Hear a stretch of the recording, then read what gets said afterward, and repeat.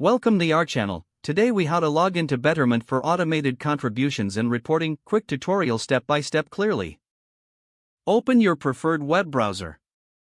In the address bar, type in www.betterment.com and press enter. Once the Betterment homepage loads, look for the login button. Click on the login button located at the top right corner of the page. You will be directed to the login page. Enter your email address in the first field. Next, enter your password in the second field. If you want your login information saved, check the box for Remember Me.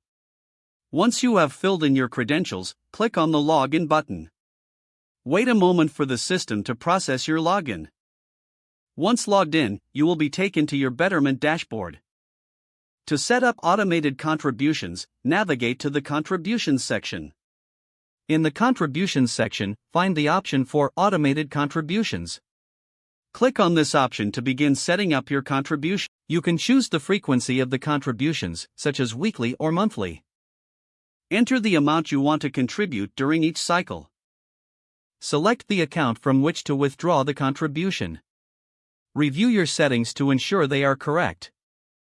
After confirming your settings, click on Save to activate your automated contributions. To check your reporting, go to the Reports section of the dashboard. In the Reports section, you can view various financial summaries and performance metrics. Select the specific report you wish to analyze.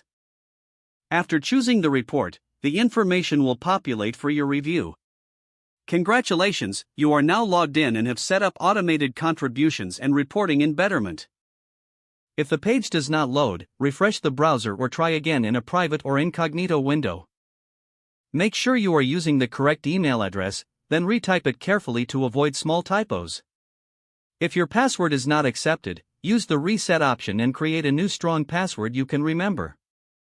Check your spam folder for verification or security emails, then complete any requested confirmation steps. Enable two-factor authentication if available to improve account security and reduce unauthorized access risk. After signing in, review your profile details so your contact information and settings are accurate and current.